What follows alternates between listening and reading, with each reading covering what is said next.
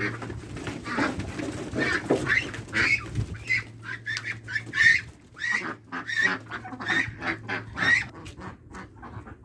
صباح الورد، ولا نقول مساء الخير. طبعا النهارده لسه ايه الصبح، وطبعا طالعه اوكل البط، وبالمره طبعا ايه هذبح معاكم بطتين. بس قبل كل شيء حطوا كده لايك للفيديو، وطبعا شكرا على كلامكم الحلو، وشكرا على تشجيعكم ليا، وبجد شكرا على كل حاجه حلوه منكم.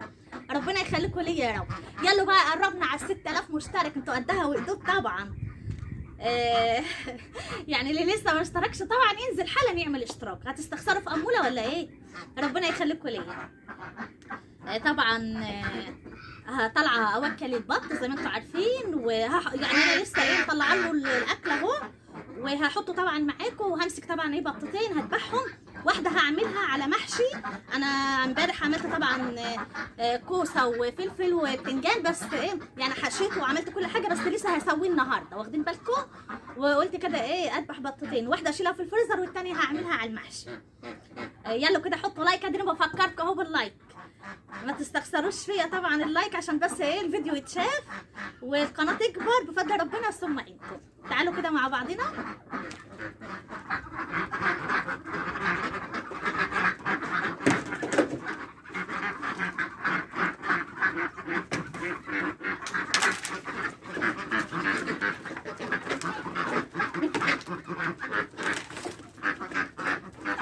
لايك يا حبايب اموله، مش هوصيه.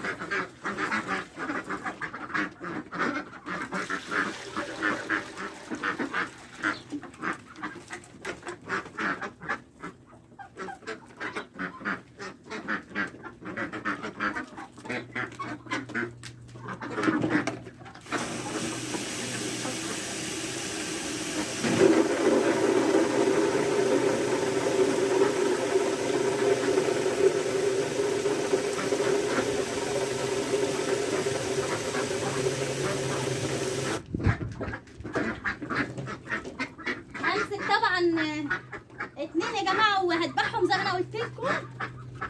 اذبح ايه بقى؟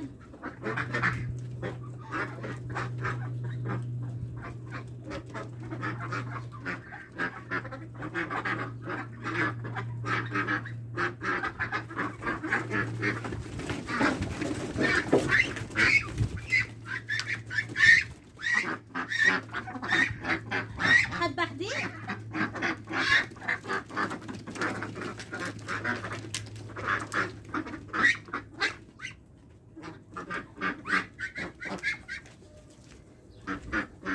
بصوا شايفين يا جماعه اهو، هذبح ده طبعا اهو، الدكر ده اهو.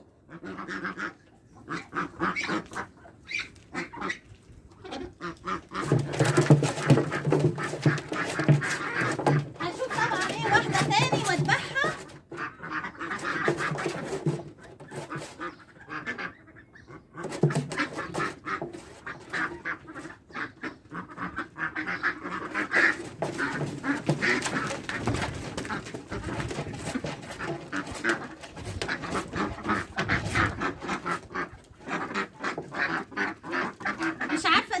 صغيره بس حاسه ان هي ايه مرضانه كده، مش عارفه، مش عارفاني، فاذبحها خايفه لحسن تموت، بقالها كام يوم كده متدهوله، فمش عارفه اذبحها وخلاص، هي مش عايزه تكبر. طبعا يا جماعه انا ذبحت معاكم البطتين زي ما انتم شفتوا، وهنزل طبعا تحت اريشهم، لان الموضوع متعب قوي ان انا مثلا ايه اغلي ميه تحت واطلع، فبصوا يعني السلم بيتعبني بمعنى الكلمه، فقلت خلاص انا هريشهم تحت يعني وكده. وطبعا البط دول اللي باقيين على فكره انا عماله ادبح منهم، وعايزه اذبحهم كلهم عشان بصراحه هم خلاص ايه كبروا، وخربني في الاكل على فكره. الحمد لله طبعا على كل شيء يا جماعه، واشكر ربنا والحمد لله. بس كده، فايه عايزه اذبحهم بصراحه، فقلت ايه قررت ان انا ممكن اذبحهم على مرتين، عشان بس ايه يعني بتعب، ان انا ضفري بيوجعني ان انا ايه بقعد اريشهم كلهم مره واحده، لا بيتعبوني. فقلت خلاص على مرتين عشان بس اخلص منهم واشيلهم في الفريزر. طبعا هنزل اريش البطاطين تحت، والاضاءه وحشه قوي في المطبخ عندي. زي ما انا قلت لكم التليفون عمال يفصل، فصل مني كذا مره مش فاهمه فيه ايه، وزائد كمان الاضاءه وحشه بتاعته. الحمد لله. اللي وصل مع اموله لحد هنا اللايك يا اللي بتستخسروا فيا اللايك.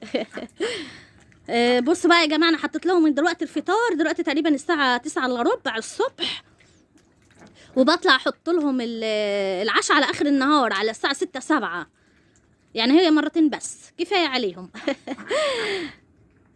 بس كده، فانا بقى بحط لهم بالزياده يعني الصبح، زي ما انتم شايفين كده الاكل بيبقى قدامهم كتير، واخدين بالكم؟ بس وحط لهم ميه وكل يعني الدنيا تمام. انزل بقى اريش البطاطين تحت، وبعد ما اريشهم هوريهم لكم. مش عارفه هعرف اصور معاكم في المطبخ ولا لا عشان الاضاءه صعبه. يلا خليكم معايا. بصوا يا جماعه، طبعا انا ايه ريشتهم زي ما انتم شايفين. دي الصغيره دي بقالها تقريبا 5 شهور دي يا جماعه، مش عايزه تكبر، مش فاهمه بط ايه ده. طبعا انا ابتديت اشوحها على النار. بصوا اشوحها على النار عشان بس ايه الرش الرفيع ده يطلع. هعمل طبعا التانية زيها، وبعدين هفتحهم، وبكده انا ابقى خلاص ايه خلصتهم. عايزه اقول لكم ايه البط صعب في تريشه على فكره، بيبقى فيه ايه زي زغب كده صغير، وبيطلع عيني على ما بعرف اطلعه. بس ايه انا بكمل بالتشيط على النار، يعني بشيطها على النار، فالزغب الصغنون اللي انا بقول لكم عليه بيروح طبعا ايه مع النار وكده. بس كده، اللي وصل مع اموله لحد هنا لايك مش هوصيكم. يلا طبعا حبايبي انا هفتحهم طبعا، وبس دي لسه هشيطها وهفتحهم وانضفهم واقطعهم. يلا حبايبي طبعا اشوفكم على خير في فيديو جديد وروتين جديد، ومع 1000 مليون سلامه. باي باي.